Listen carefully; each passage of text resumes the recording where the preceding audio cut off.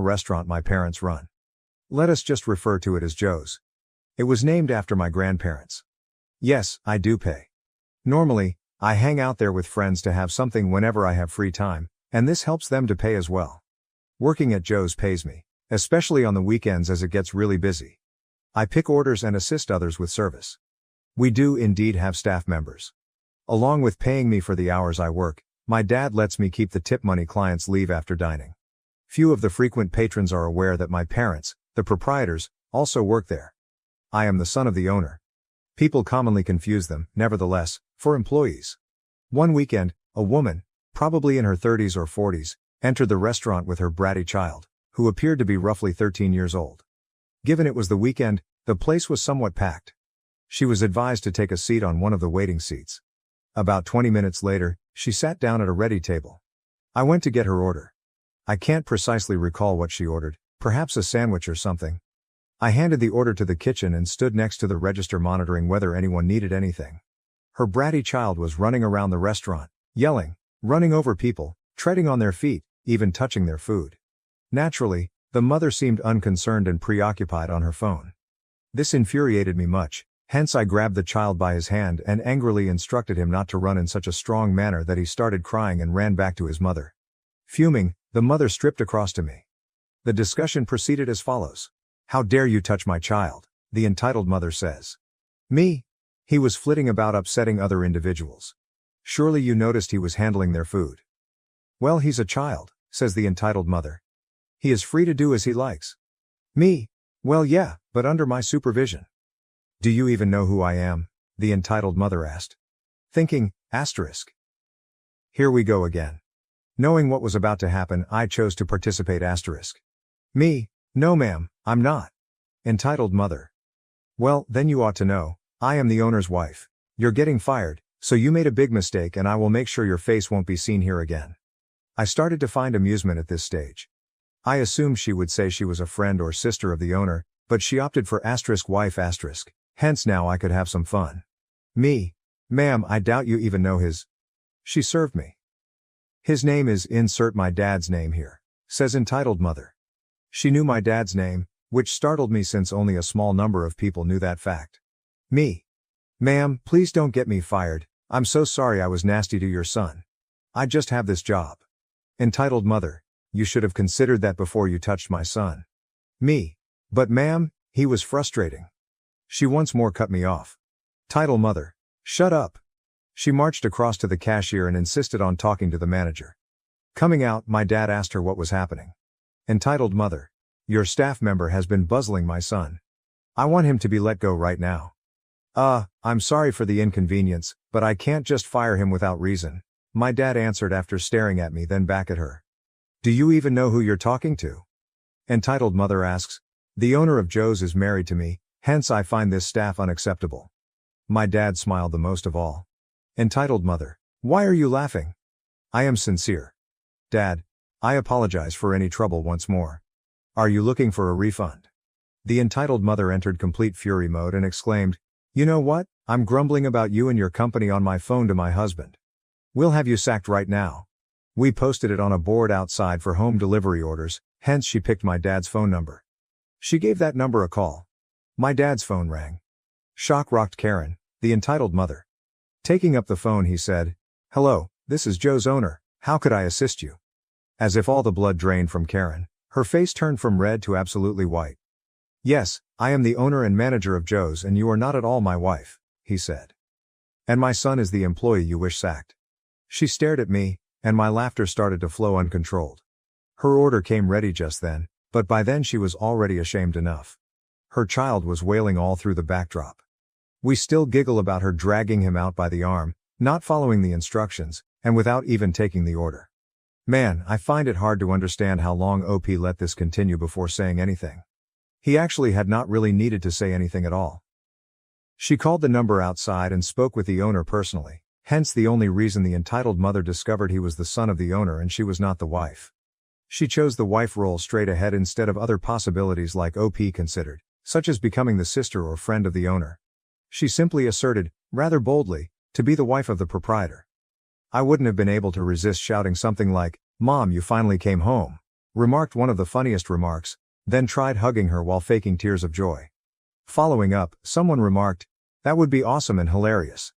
And I have a younger brother as well. Were you expecting dad when you left? Is he a half-brother?" Better still, the larger the scene is.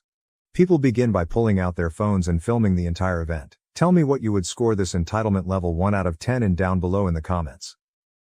Ex-husband begs to come back after miserable life. I laughed and called it karma. Am I the asshole? My ex-husband divorced me 3 years ago. When we got married, we agreed that we weren't going to have kids. I never wanted them. He said he didn't really want them. So yeah. 4 years into our marriage he changed his mind, and he chose to divorce me because I wouldn't go back on our agreement and give him children. I'm not really a big believer in divorce. I was ready to be married for the rest of our lives. We had a good marriage, but I guess he didn't love me that much if he picked kids that didn't even exist over me. Right after our divorce he almost instantly remarried. He got his new wife pregnant right away, and they have 2 kids together. In the 3 years since then I've finished my higher education, and have accepted a high-paying job in healthcare. Life has actually been pretty good for me, and I've gotten to the point where I think I'm ready to start looking to settle down. Yesterday morning my ex-husband showed up on my doorstep crying. I figured something pretty awful must have happened, so I let him in, and got him a drink. He started going on and crying about how awful his life is. He apparently hates his 2 kids, one of them is disabled and maybe autistic, and he has no money due to the kid being so expensive. His wife yells at him all the time. She got fat after having kids and doesn't want to lose weight. She never puts out. He can never go anywhere anymore. He said that he wants a divorce from his new wife and he regrets ever leaving me. He asked if I would take him back, and said he learned his lesson. I couldn't help but laugh at him. It was so pitiful. His audacity also kind of astounded me. I told him that with 2 kids to support and his lack of loyalty he is not a catch, and I definitely won't take him back. And maybe this was karma for divorcing me. He was pissed, called me an asshole, and said he thought I would be more supportive and would at least turn him down nicely. Am I the asshole? Am I the asshole for exposing my dad's girlfriend after she tried to kick me out and faked a pregnancy? I'm M20, and I was a former foster kid. I was never adopted before I aged out, but I was placed with Joe when I was 10, and we were long-term matched by the time I was 14. Joe's the only real family I've ever had, and I consider him my dad. Even though the whole adoption thing never happened. When I first moved in with Joe, he was married, but his wife passed away suddenly when I was 12. That was tough on both of us, but we managed to get through it together. Now, Joe's been dating his current girlfriend, Sarah, for about 2 years. She didn't come over much, and when she did it was pretty brief. But 3 weeks ago she moved into our house because she lost her job and couldn't afford rent anymore. I don't know if she was always like this or if moving in has brought out a different side of her, but Sarah's been acting really strange. Whenever Joe isn't around, she completely ignores me, won't even look at me when I speak, won't answer questions, nothing. At first I thought it might be some kind of anxiety thing. But now it started getting worse. For example, when Joe's at work and I'm in the lounge watching a movie, she'll come in and start blasting TikTok on her phone or playing music, totally disregarding the fact that I'm there. When I ask her to turn it down, she just flat out ignores me. And it's not just the ignoring that's the problem. She started saying some pretty nasty stuff about me too. She FaceTimed her friend while I was in the room and talked about how lazy I am and how I don't contribute anything to the household. Yesterday, I was sitting on the sofa watching the new Deadpool movie when she came and sat across from me, FaceTiming her friend again. She started talking about how she and Joe are trying for a baby and how excited they are because neither of them have had children before. Those exact words. It felt like a slap in the face. I know Joe wouldn't have said something like that because he considers me his son. So either she's making it up, or I don't even know what. I haven't told Joe about the things she's been saying to her friend because I don't want to mess up his first real relationship since his wife died.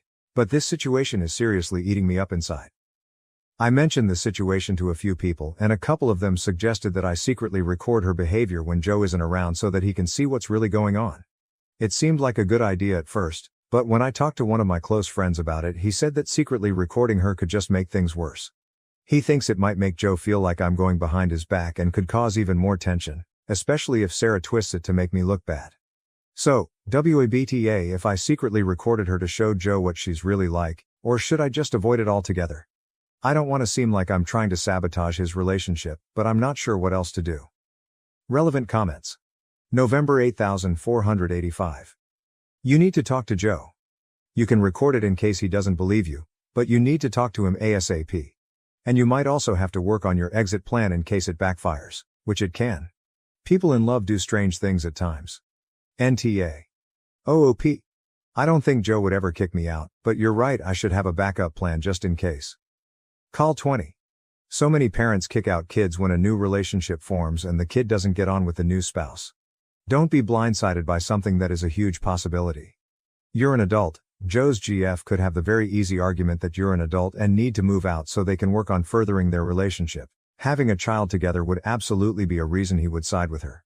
NTA, out of curiosity, you have only explained that you lounge and watch TV. Are you contributing to the household in any way?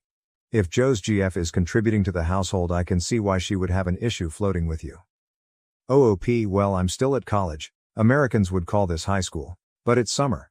As a foster care leaver, Joe is paid £300 per week by the government to support me until I finish. This will carry on until I finish university or until I'm 25, whichever is first. I also get universal credit, which I use for most of my expenses. OOP goes on to state, high school usually ends at 18 here also, but I've had to redo some learning that I missed.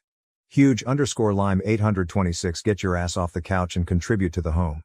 Seems to me you are too stupid to realize that he will pick his girlfriend bedmate over a 20-year-old taking up space and pissing off his hot girlfriend. You don't realize it, but unless you start contributing, your days are numbered. So you're off school for the summer. Why don't you have a job to go to every day instead of sitting your ass on the couch? OP, who hurt you? Huge_lime 826 Nobody hurt me. But I did have enough common sense to get my ass off the couch and not play video games as a 20-year-old and then bitch about somebody who actually is contributing to the household. If he doesn't believe the girlfriend is more important to Joe than he has blinders on. Just wait until she has a baby. He needs to wake up and get his ass off the couch and contribute to the family. 20 years old is not a time to be sitting on the couch playing video games to get a job. Automatic_mirror_825. It's time to fly out of the nest, find a job, and/or college. Build your own life. You are an adult, young, male, with lots of opportunities. Sorry_I_guess responding to automatic_mirror_825. This young man didn't have a stable home until he was 10. He went through a traumatic childhood, and his life's trajectory is not the same as most people's, so developmentally it may be important for him to take a little longer to feel safe and confident. Hell, he's still finishing his secondary education due to those complications. And you have literally no idea what opportunities he does or doesn't have. As long as his father is happy to have him there, who are you to tell him he needs to leave home? What a shitty, presumptuous thing to say. Silent Prune 8103. Going to school isn't contributing to the household. Doing chores, taking out the trash, preparing dinner, doing laundry, sweeping the floors, vacuuming, doing repairs around the house. Contributing to the sustainment of your family's home and health of it so it doesn't burden others. That's my responsibility. If she finds herself or Joe doing all of this, then I would be annoyed as well. You're an adult. As an adult, you should be contributing without being told the responsibilities of maintaining the home. I would say getting a job as well at your age. Many folks go to school and have a part-time job, but if that's not the case, you can help around the house. I guarantee if you're doing those things, Joe and possibly her will have a different positive opinion of you. Update. I decided to talk to Joe directly instead of secretly recording Sarah. I thought it would be more mature, sensible, and non-confrontational to handle things face to face. My mindset was that if he didn't take it seriously, then I'd consider recording to show him what was really going on. When Joe got home from work, I asked him to talk privately in my room. He seemed a bit confused at first, but I made it clear that I wasn't trying to sabotage his relationship. I just needed to tell him that some things Sarah was doing were making me uncomfortable. I reminded him about how she ignores me and mentioned how she plays videos while I'm watching TV, but when I told him, she said that he didn't have any children and that they were trying for a baby, he looked really upset. It felt a bit awkward, but Joe called Sarah into the room to talk with us. He asked her if what I said was true and she immediately denied it. You could see from her body language that she was lying. I'm not sure if she just never expected me to say anything about how she's been treating me or what.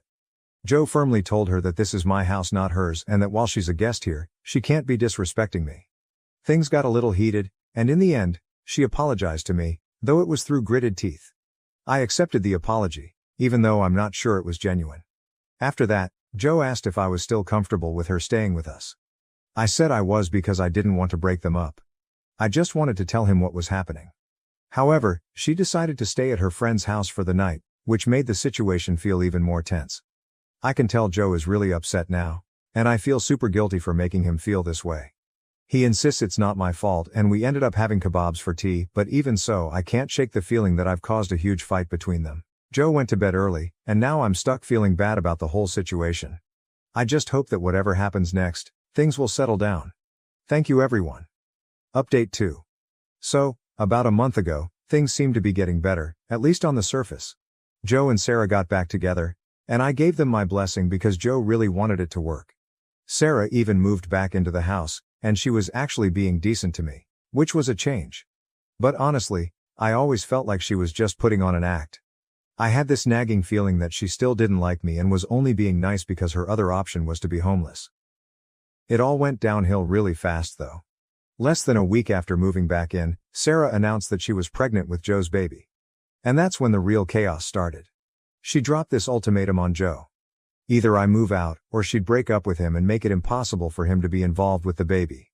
Joe was torn because he didn't want her or the baby to be homeless, but he also made it clear that I wasn't going anywhere. I'm his family, and he wouldn't kick me out for anything. So Joe told Sarah that they'd have to break up for good after she gave him the ultimatum. He even kicked her out again. That's when things got even crazier. Sarah started messaging Joe, saying she was going to get an abortion because she couldn't afford to be pregnant. Joe, being the good guy he is, offered to send her money and even pay for her rent so she wouldn't be homeless, but she kept playing games. Anyway, I was borrowing Joe's iPad one day and I saw that Sarah's iMessage was still linked to it. I accidentally stumbled across her messages to a friend where she admitted she wasn't pregnant at all. She was just lying to get money from Joe and had this whole plan to drag him along for months before pretending to get an abortion. She even said she was going to make Joe's life miserable because he kicked her out. I felt sick to my stomach reading those messages. I took a screen recording of the entire chat, including the phone numbers and everything so she couldn't deny it or say that it was faked. When I showed Joe, he was completely heartbroken. He's stopped sending her money, but now he's unsure about what to do next. He's even thinking of reporting her to the police for fraud. But part of him just wants to cut her out of his life completely and move on. I've never seen Joe this hurt, and I feel so guilty because I know all of this is stressing him out. I'm still in shock over how horrible Sarah turned out to be.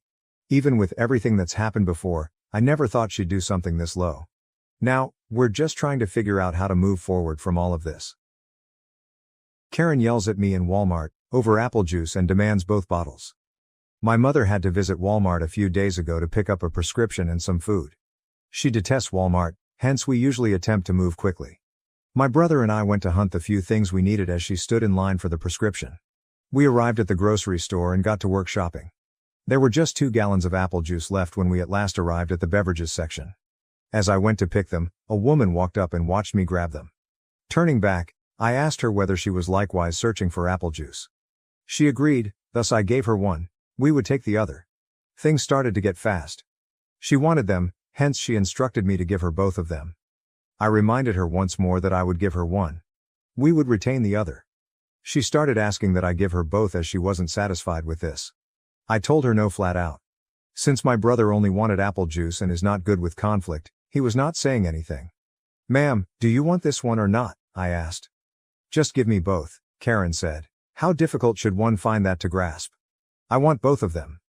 Looking nervous, my brother interrupted her as she was beginning to create a scene and said, "Look, we're just trying to be nice." Karen jerked back. "I don't care, just show me these, you are throwing away my time." I eventually grew bored with the debate and out of spite filled our cart with both of the apple juices. I spun around and pointed for my brother to follow. She started screaming, but we proceeded toward the front. Really, it was the dumbest thing ever. Arriving first, the OP and his brother might have readily snatched both apple juice bottles without saying anything. Rather, they volunteered to give the woman one, and she turned straight forward and started screaming at them. She ended up obtaining 100% of nothing while wanting exactly 100% of the apple juice. Though it sounds like they were able to just walk away without any more problems, I find it surprising that Karen did not end up running after OP and his brother to do something further.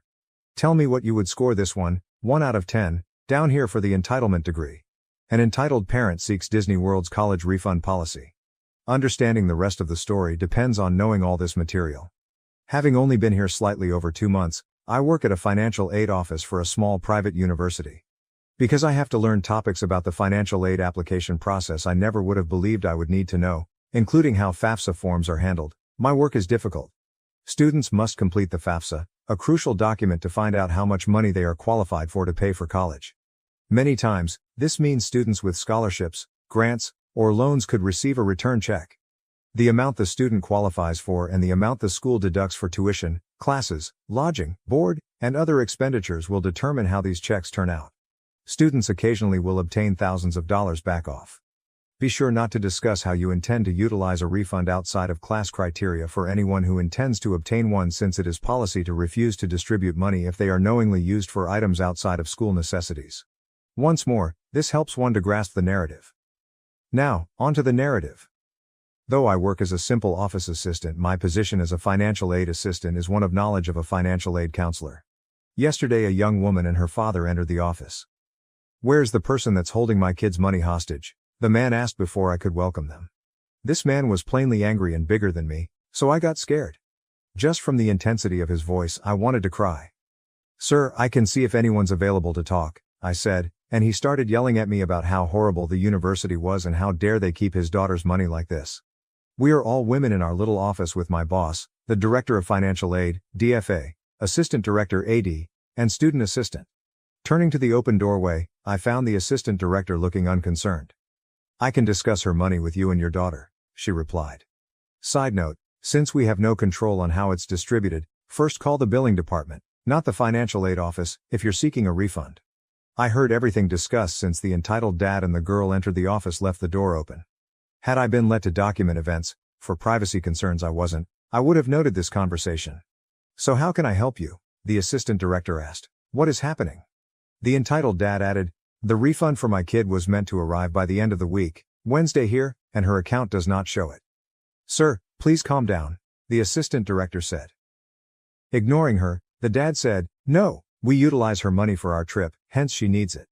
The daughter piped in, "Dad, I'm not going on a trip." The dad said, "You are indeed. Remember, we are heading to Disney World."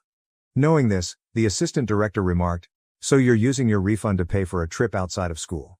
Saying, "No, I'm not," the daughter objected. But the dad cut her off, declaring, "Yes, she is. We now need it since she pledged to pay the deposit with that money." "Sir, I must tell you that I cannot let this money be released, as you have just told me your daughter will be using them for things outside of school. Please do not modify it." The dad said, "What? She can spend her money any way she wants and do anything with it." The assistant director clarified, "You only have this money for purchases connected to schools. Using it otherwise is regarded as fraud, a wrong use of money." OP explains here, "You should never notify the financial aid office of your vacation plans and act like a jerk. You can utilize your return money any way you like. Most financial aid recipients have no particular interest in how you use your refund generally." I was still at my desk, trying to seem as though I was not hearing this, but this man went crazy. I swear I picked up more foul words from him in that one instant than I have in 27 years. Though she wouldn't be getting her money, the daughter was also unhappy. I dropped my head as they left the building. Not too long afterward, I got up to visit my assistant director. "Hey, are you okay?" I begged. She nodded, however she obviously needed some alone time. I don't blame her, that guy was really scary and I doubt we will hear from him very soon either. Man, if they hadn't obviously declared they would be using the money for Disneyland, it sounds like they could have really been able to help them. The fact that they intended to pay for the trip for everyone else using the daughter's money seems also strange. I sensed that the choice was made for her. Still, it was quite a poor decision for the dad to freely admit to utilizing the funds for Disneyland. Why would you even say it even if it wasn't against policy? Whichever the money is for, what difference counts? In this instance, it allowed the assistant director a simple way out from underhandling the matter entirely. Though the assistant director explicitly addressed it as a possibility, they believed the dad might keep returning but could also be terrified of anything involving fraud. That's really significant. Either way, grade this one, 1 out of 10, down below and tell me what you would do if you were in this position. My dad stole my identity and opened 3 credit cards in my name. He told me that since I'm young I can do without for a few years. I found that my dad used my information to open 3 credit cards over the last year. When I went to get a pre-approval for a mortgage, I was told by the lender they wouldn't be able to give me a home loan because of the defaulted credit cards. They also said I probably wouldn't be able to get a loan from any lender because of it and gave me a sheet of paper explaining what I'd need to do in order to fix it. When I tried disputing the cards, one of which is already in collections, the disputes got closed out as the debts were verified. I told my divorced parents about it and their answers were pretty wildly different. My dad said that these things happen, and that I should be more careful in the future with my social security number. Seeing as I've always been careful, that made me pretty mad. My mom said she thinks my dad might have something to do with it since opening credit cards in her name had a part to play in their divorce. She told me he ran up about $50,000 in credit card debt on secret credit cards. A few days ago, I ended up casually telling my dad I'm going to have to file a police report for the credit cards. He told me I probably shouldn't do that because $15,000 isn't that much in the grand scheme of things. When I told him it was keeping me from buying a house, he said I could just wait a few years until they fell off of my credit report. He said it would only take another 4.5 years. When I told him I obviously couldn't wait that long, so I had to file the police report, he straight up told me not to do it and to just be more careful in the future. Once I told him I already got the paperwork together from the credit agencies, he told me he had opened the cards to pay for living expenses over the last year. He said his work slowed down a little bit, but he'd do what he could to help pay it off. He said it would ruin his life if he went to jail. I'm leaning towards going to the police anyway. But I didn't right that minute. I have everything in front of me today to go make the report. I guess I just want to make sure turning it over to the police is the right thing to do here. Especially if I'm wanting to buy a house this year. Top comments. Comment 1, report him for fraud. OP, that's what I'm leaning towards. I'm realizing if I want to buy a house, I can't have those accounts on my credit. Comment 2, if he wasn't your dad you'd have reported him already, right? Well, think about this. Why didn't he give you the same respect and not ruin your credit because he's your father? Update 1. I spent about half of the day reading everyone's comments and it pretty much solidified what I was going to do. The process itself was pretty easy. I went to the police department and the person at the front desk had me wait about 10 minutes before an officer came out. We talked for about 15 minutes and he made copies of all of the paperwork I gave him. He told me the case would be assigned to a detective on Tuesday and gave me a pamphlet about how to contact the credit agencies. I was given a report number and was told I could use that now to start disputing the accounts. A detective is going to follow up with me in the next couple of weeks. I asked what would end up happening to my dad and the officer said it looked pretty clear cut to him. But the charging decision is 100% with the state attorney's office. He said if they decide to pursue charges, he'll likely get a warrant put out for his arrest. He also said typically if this is his first felony, he's probably going to get some sort of pretrial diversion with court supervision or probation. He probably won't go to jail for years, but if he gets picked up on a warrant he's going to spend at least a little bit of time behind bars. I've decided I'm okay with that because it's obvious to me he did this purposefully. He's never been arrested before, so hopefully this is a wake-up call for him. At the same time, he completely did this to himself. I'll update whenever I learn more. Top comments. Comment 1, play stupid games, win stupid prizes. Sincerely hope everything works out well for you. OP, I think it will. From what I understand it might take a month or two for the cards to come off of my credit, but once they do, my credit score should shoot up. Comment 2, well done OP. I was so mad on your behalf reading the first post, it would take everything in me not to use his words against him. Jail time? It's just a few years. You've ruined my life. No. You did it by trying to ruin mine. I hope the marks come off your credit report like it's made of Teflon. Good luck on your home ownership journey. Update 2. There's been some good, a little bad, and a little real bad progress the past few days. The good, I used my report number and disputed every account. When I checked my credit last, which everyone should be doing regularly, the one with the lowest balance was already off of my account. The other cards and the collection account are still showing, but I have hope they'll be falling off in the next few weeks. I also received a call from someone at the prosecutor's office who had a couple of extra questions for me and asked if I would be willing to testify if they charged him. I said yes and they said they would be making a decision on their charges before the end of the month. The bad, obviously, someone talked to my dad about this because the last time he talked, he scolded me for going to the police and hasn't talked to me since. One of my brothers was also pretty mad at me about it and hasn't talked to me in over a week. The rest of my siblings and my mom understood where I was coming from. The real bad, one of my other brothers, not the one who was pissed, found 2 open credit cards on his credit which weren't his.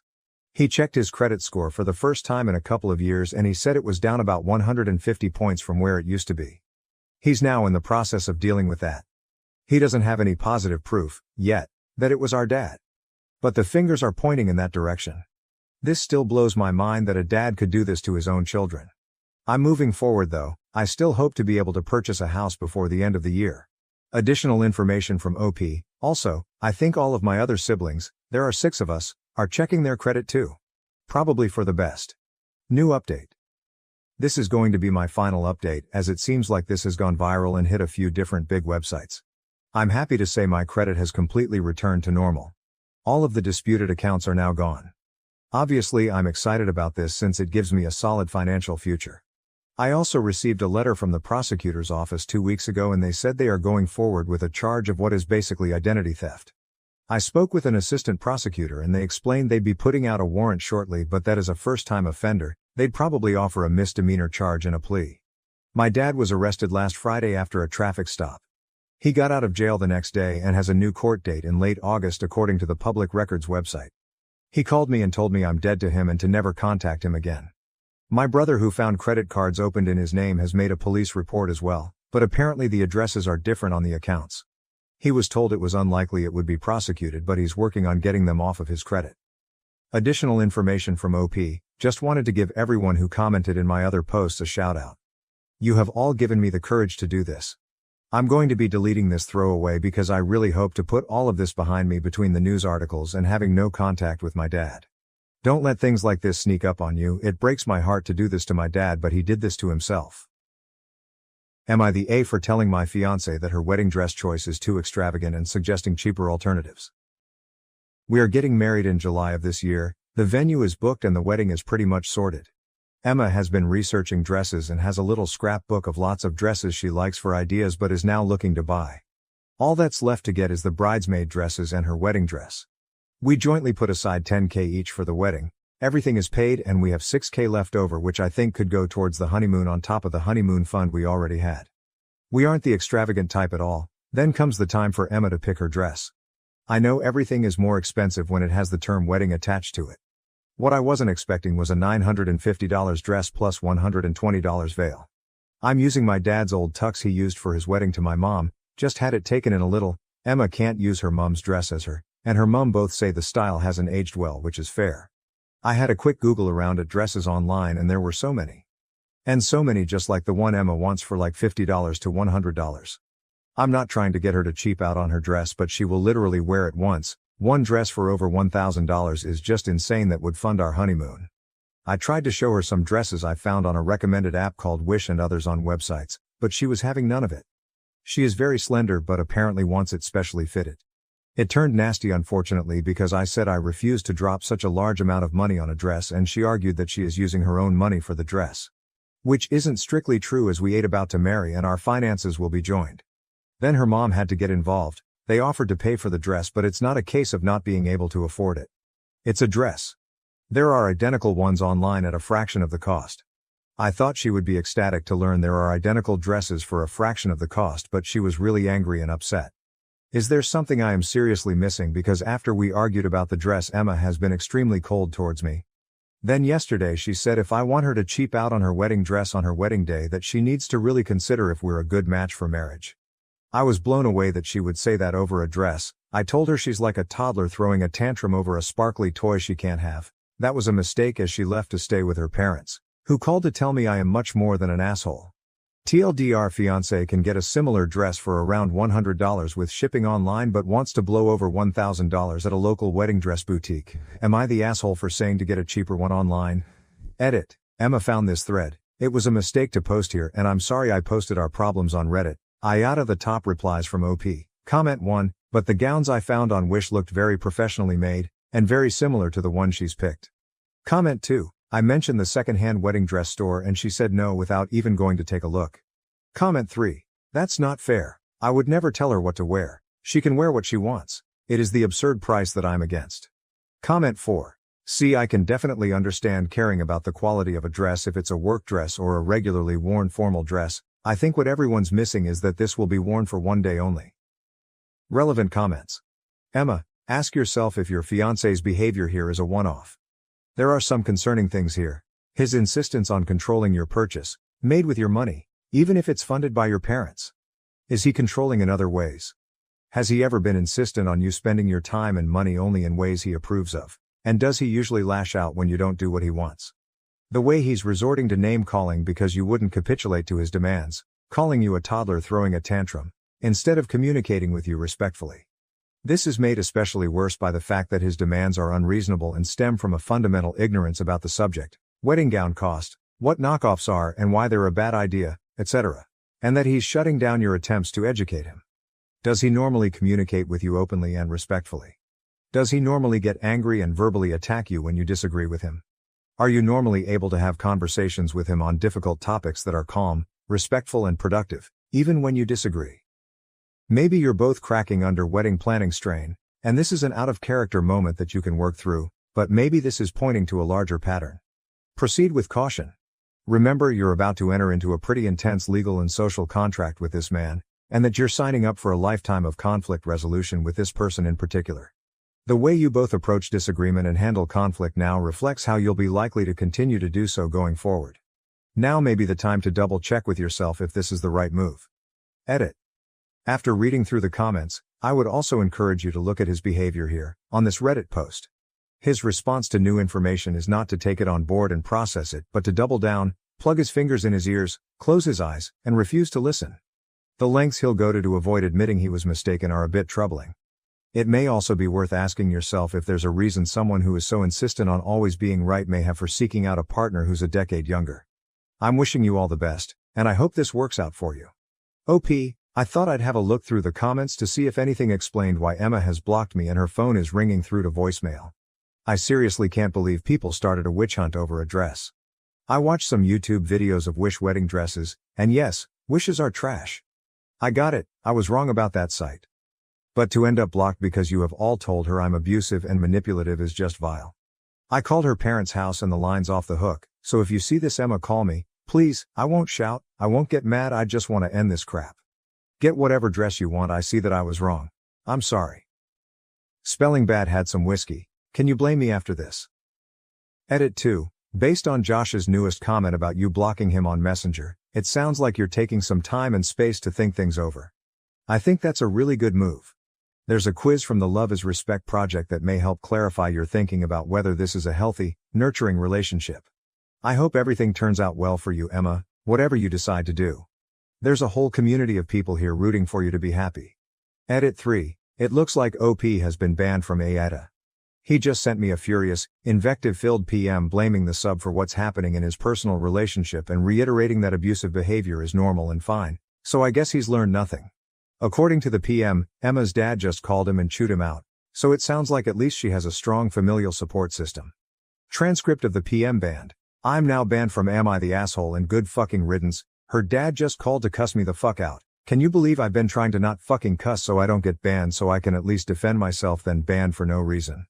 I live in the real world where when people are angry they yell, they save money where they can and they don't fucking run away and block you. Fuck this, fuck it, all, and fuck Emma for believing strangers on the internet over her fiance of 2 fucking years cupcakes _ vodka. Emma, if you see this, run for the fucking hills. Men who are almost 40 marry 27-year-olds often because they are manipulative and going to pull shit a woman his age won't put up with. He's too old for you. You are seeing signs of this behavior now. $950 for a wedding dress ain't shit. He is already trying to control and manipulate you and your finances, and you aren't even married yet. Don't go through with it. OP, you are a massive asshole and she shouldn't marry you. OP. Wow, thanks. Seriously, she has been keeping up with this thread because she told me not to take it down. She wanted to read the replies, and now she's blocked me on Messenger and my calls go to voicemail. So thanks a lot. Everyone couldn't have left it at YTA, legitimately out for blood, mob mentality if ever I saw it. The bride. I will change the name despite his inability to do the same. I don't really care if he sees this, but he isn't sub to relationships. I literally don't know where to start. My fiance will call Greg. I don't know what came over him, it's completely insane. We are getting married this summer. The argument started over my wedding dress. I picked a very simple and traditional gown that was already discounted as it is an X-sample gown. My absolute idiot fiance decided to post to a subreddit asking for opinions or more likely validation on whether was being unreasonable.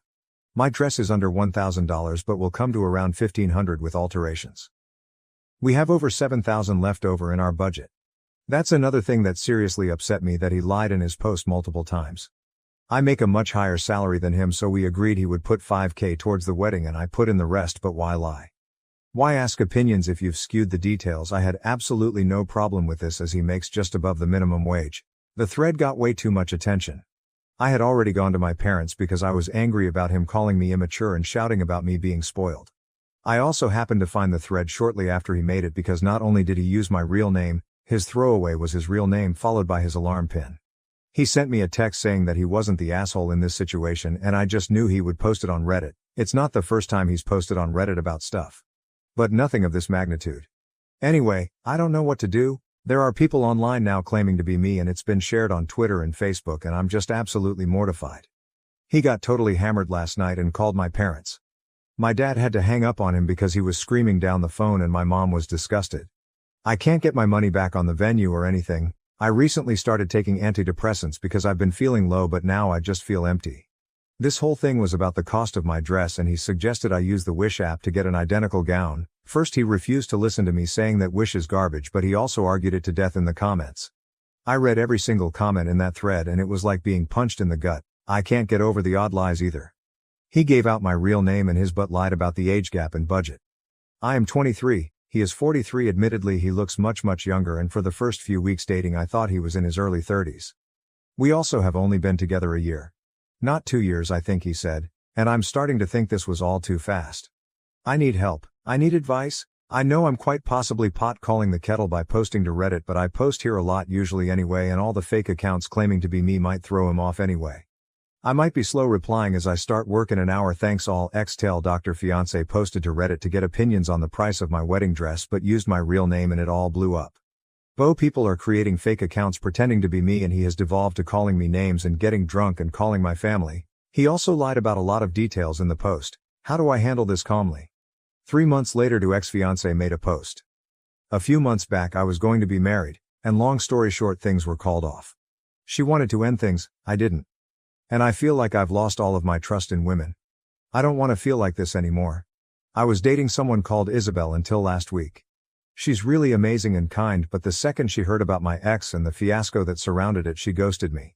And it becomes a pattern. At some point, no matter how close we get, they hear about it from a friend, it comes up somehow and they bail. I just want to know how to behave, or what I can do to make things work. My last GF, Casey, when she broke up with me, she said that I hadn't changed from who I was when my fiancé left me, but I have. I hardly drink at all now, my job is steady and I'm a good guy, but I think the issue is that I'm suffering from small town syndrome. Everyone knows everyone here, back ass words, little town it is. Please give me advice on putting this behind me. I am honestly desperate. My life was about to move towards a phase and now I'm stuck in limbo. I need a girl to fill that place so I can move forward with my life. My ex-girlfriend claims my current girlfriend manipulated her into ending our 4-year relationship. Am I the asshole? I, 28 years old, am really confused about the events of the last month. My ex-girlfriend Julie, 29 years old, thinks that my current girlfriend Mindy, 28 years old, is manipulative and sabotaged our 4-year relationship. I was in a loving relationship with Julie for the last 4 years. We met through some mutual friends. Julie and I were very compatible in terms of our love for outdoor activities and running. We have very similar lifestyles and supported each other well for the last 4 years. We have also been living together for the last 3 years. We even discussed getting married during the summer. Everything was great and I was planning to propose to her over the holidays. However, I started to see changes in behavior in Julie around September. She was acting distant and looked stressed. It was quite noticeable and I was worried. I trust her with all my heart and I could not imagine she would be cheating on me. However, she did spend more time by herself. Around the same time, Julie's friend Mindy messaged me privately and asked me if I could meet her secretly, as she wanted to tell me something about Julie. Mindy and Julie work together and I've known Mindy ever since I started dating Julie. I was surprised, but to be honest, I assumed the worst. I met her at a cafe after work. She asked me if things were going on between Julie and me. She told me that Julie told her that she was planning to leave me soon. This was a total shock to me. I asked her if there was anyone else that Julie was interested in and she told me no. Julie confided in her that she was not sure about marrying me. She told me she just had to tell me this as she did not want me to be blindsided. I was devastated. I started putting more effort into making our relationship more exciting and planning more dates, etc. Mindy was also helping me through this time, and telling me more about what Julie told her. Eventually, before Thanksgiving, Julie told me that she loved me, but she wanted to take a break for a month to live alone. She said that she just wanted to live alone for a month to make sure she wanted to marry me. I was completely heartbroken. I asked her if she wanted to pursue someone else. She told me that was not the case, and I better not do anything stupid either. She loves me with all her heart, but she just wants to stay away from me to make sure that she is marrying me for love, and not because she is used to being with me. I did not understand that at all. I told her that if she is not sure after 4 years, if she wants to marry me, then maybe we should just break up. We had a big fight and broke up after a few days. As our lease was ending, we decided to part ways in December. She got a new apartment and I kept our old apartment and just took her name off the lease. After the breakup, I was feeling very lonely, as I was not used to being in the apartment alone. I didn't want to keep on being sad and hence invited a bunch of friends for a New Year's party. I also invited Mindy. We had a good time, and my friends were doing their best to cheer me up. Mindy also mingled with my friends and it was good. Mindy decided to stay back to help me clean up and we hooked up that night. I felt guilty, but Mindy did cheer me up. Since then, we have hung out almost daily at my place. I am still sad about Julie, but I won't lie that being with Mindy does make me feel happy. She is sweet and caring. Last Sunday, we woke up and someone was banging on the door. I went to open it and it was Julie. She looked furious and started yelling at me. She kept on accusing me of cheating on her. I told her I most certainly did not cheat on her, and she was the one who broke up with me. Mindy was also at my apartment. Julie was just angry at both of us. She started calling Mindy a manipulative bitch and told me that Mindy was the one who suggested to her that she should take some time away from me to understand her true feelings. I calmed her down and asked her to explain herself. She told me that ever since our marriage talk, she told Mindy about it and Mindy kept on asking Julie if she was sure about marrying me. Mindy suggested she take some time to herself to understand her true feelings and that I will understand and give her space. When I said no, Mindy convinced her that I was so controlling that I could not even give her 1 month to herself and convinced her to break up with me. Mindy told me that she did not say any such things, and these were all Julie's ideas and she was just there during these conversations. She did tell Julie that she told me about some of the things so that I get a chance to make things right with her over the last few months. That made Julie more angry and she started accusing me of emotionally cheating on her. Julie told me that the last few weeks have made her realize that we were meant to be together, but she now cannot believe I could move on from a 4-year relationship in a week. On one hand, I want to believe Julie, but she broke up with me for no fault of my own. Mindy was there for me when I was down, but now I also doubt her. She suddenly started talking to me out of the blue as we were never really close before, and immediately became my support after the breakup although Julie was her close friend. Am I the to emotionally cheat on Julie?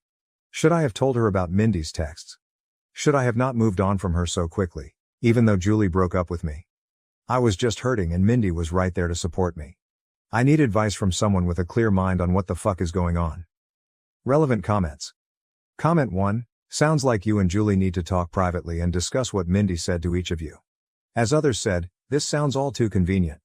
Mindy was in both of your ears telling you both what she wanted you to hear to orchestrate this whole thing. Please reach out to Julie and ask her to talk to you alone. Even if you both don't get back together, I'm sure you care for each other deeply and she would want you to be with someone who cares about you and won't manipulate you, and her. Her manipulation of you is more direct but Julie is the victim as well. OP, you are right. If Julie is right, I just threw a 4-year relationship under the bus in 2 weeks. Comment 2. So what's your reason for sleeping with your ex's good friend weeks after the breakup?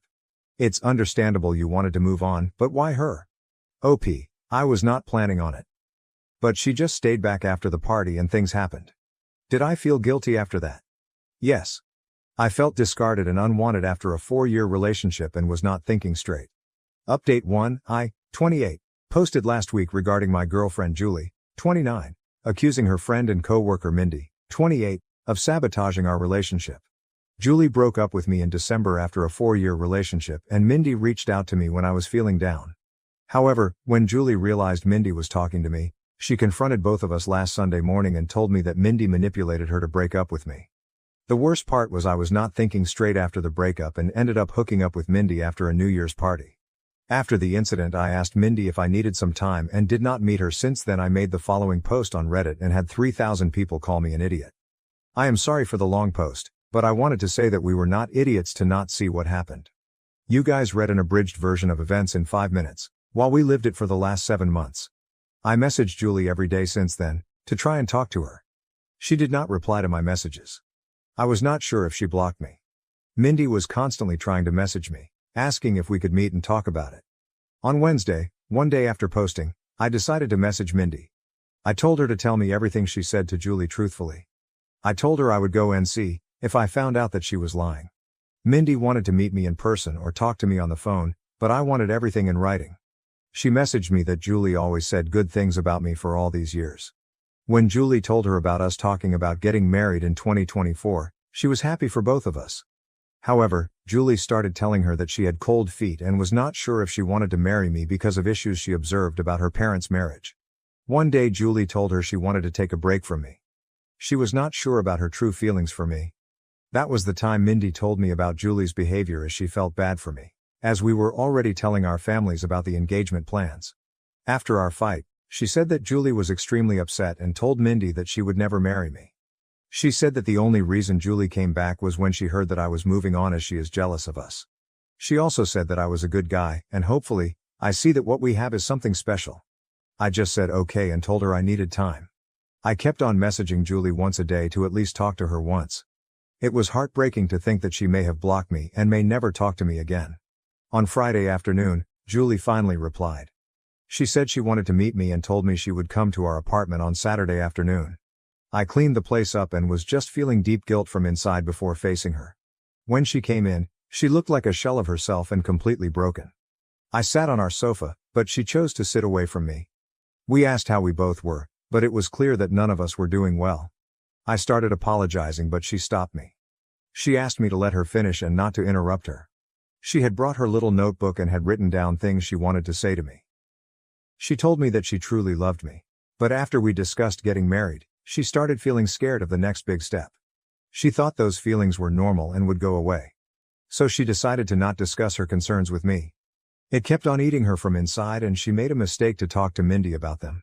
She said that she wanted to say everything to me now, so I don't get secondhand information about why she was distant and broke up with me.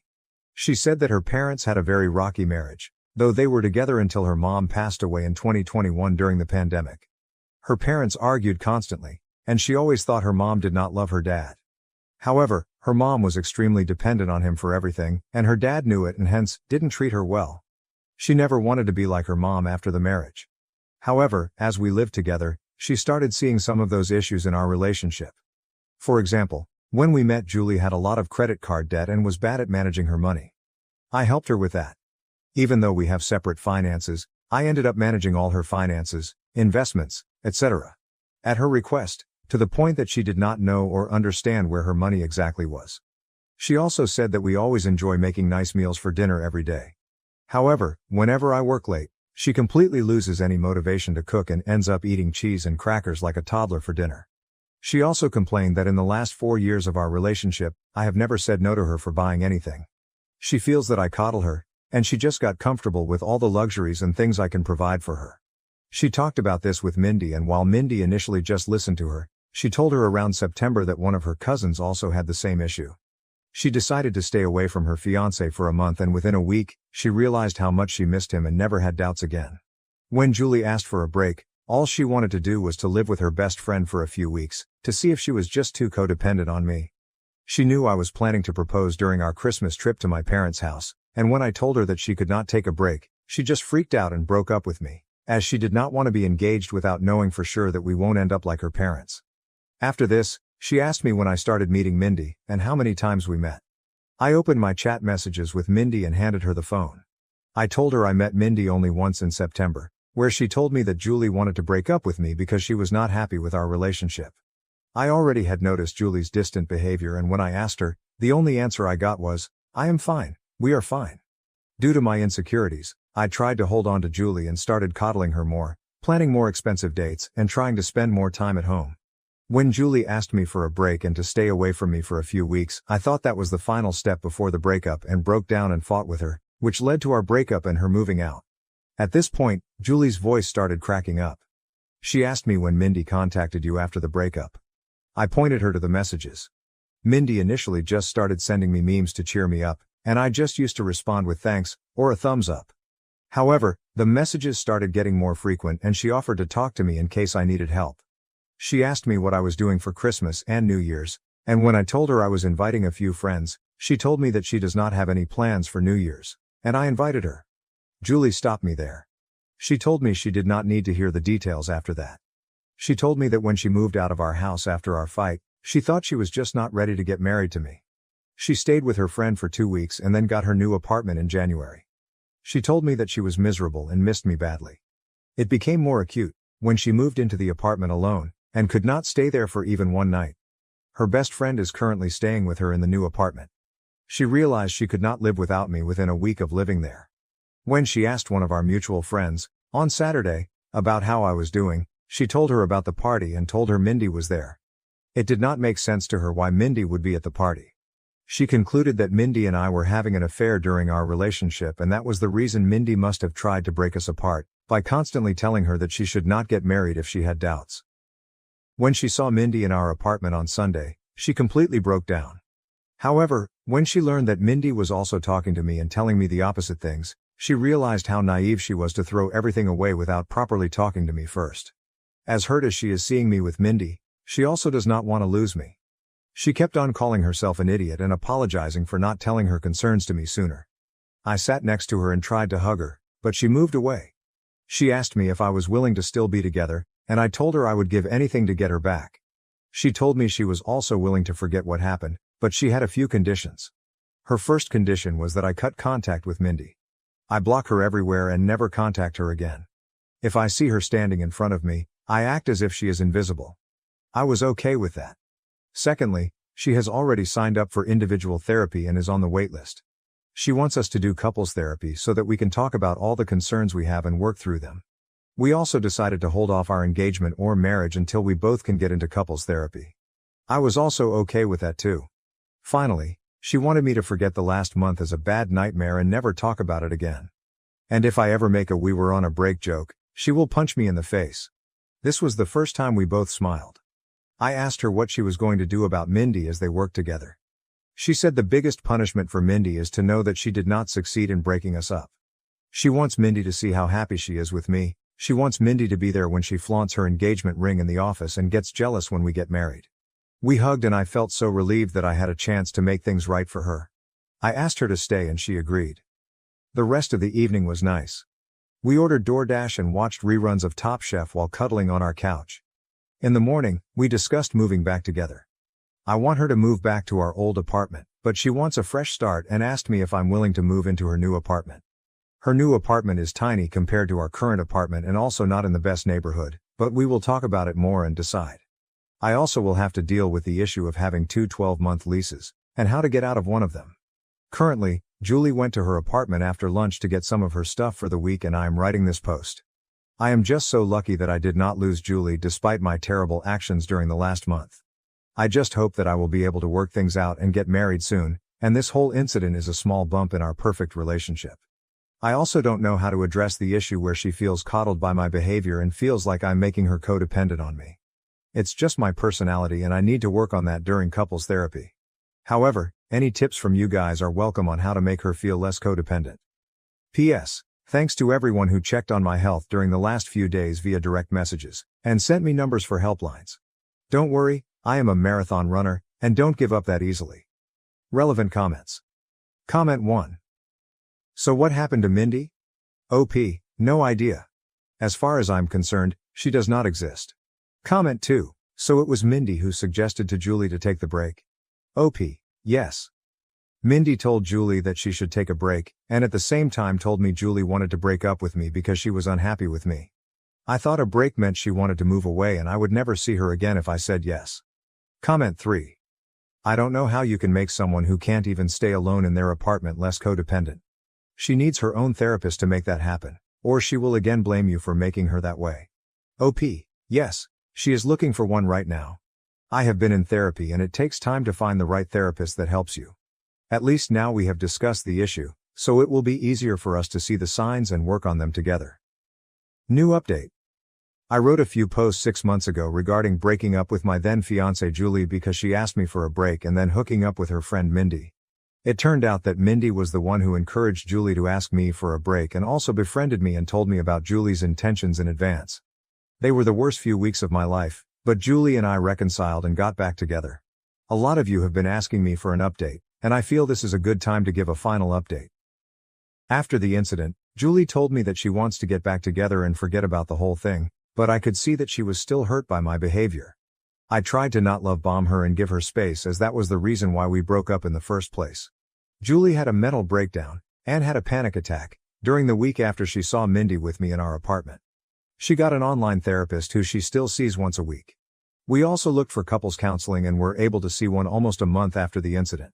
We decided to put our plans for marriage on hold until then. I could feel that Julie was making a lot of effort to act normally, but something was not right. I was optimistic about us, but it was hard to see her suffer because of my actions. During our first couples counseling session, we both opened up about our relationship and talked about the incident. Julie apologized to me for not communicating what was in her mind and how bad she felt for putting me through all the drama. She told me that she did not know how to process her thoughts and did not want to unload all her negative feelings on me and panicked in the moment. I also apologized to her about everything, and at one point we were in competition on who gets to take a bigger blame for what happened. There were a lot of tears, and I found the experience very healing. The counselor told us that she could see how much we love each other and should take baby steps towards talking to each other about what is in our mind. She gave us some exercises to do after going home and discussing certain things. By the time we left her office, I was so sure that I wanted to spend my life with Julie. I told her that, and she also said that she cannot imagine a life without me. We decided to go ahead with our wedding plans. Mindy tried to contact me several times. She messaged me, but Julie blocked her on my phone and all socials. She also contacted Julie and sent some nasty messages to her. The worst was 15 days after the incident, when Mindy started posting pictures of me and her on Instagram every day. Some of those photos were intimate, non-nude, and it caused a lot of pain to Julie. Julie reported her to HR and got a transfer and promotion to a different department after a month. The last I heard from Mindy was when she sent me a long email on my work email, but I deleted it without reading.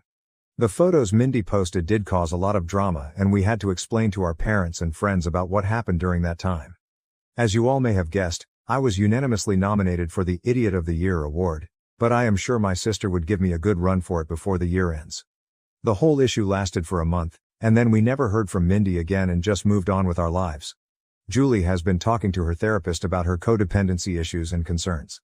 I think it's childhood trauma, and the therapist feels that it might have amplified after her mother's sudden death. I have been trying to help Julie slowly take interest in our finances, recommend Ramit Sethi podcast, but she is allergic to money talks and always changes the subject. I was able to break the lease that Julie signed by paying some penalty, and we stayed in our old apartment. However, Julie wanted to move out of it as soon as possible because of the bad memories. We purchased a single-family home a few months ago in a nice suburb and moved there in May. I don't think that issue of codependency is resolved and probably may have increased after the incident, but I love her, will always be there for her when she needs me. On to the main update. Julie and I got married last Saturday in a nice intimate ceremony held at my father's country club. All our family and friends were present, and I could not have asked for a better evening. I wish I could share photos of Julie in her wedding dress because she looked stunning. We plan to leave for our honeymoon next week, and I could not have been happier about how things turned out. Hopefully, in 25 years, Julie and I would look back at this incident as a small blip in our perfect life. Relevant comments. Comment 1, looks like a happy update after all. Make sure to keep communicating about any issues either of you might have, and don't be afraid to go back to counseling if it's needed. OP, thanks. We did attend couples counseling for 2 more sessions, and it was good to talk through our expectations about each other. I know not everyone needs it, but would highly recommend it to any couple getting married. Comment 2, I'm sorry, how are you the idiot for her leaving you because her BFF got into her head? Also, how is your sister trying to take away your championship belt? OP, I feel like an idiot because I should have taken some time before moving on to the next girl willing to be with me. Julie and I were in a relationship for 4 years and I almost threw everything away in 15 days. I feel if you read the first post in isolation and the 3K plus comments, you would also see why I am an idiot here. My sister is a goofball. I am sure she will do something more stupid before the end of the year. There is no way in hell I will win that title when she is around.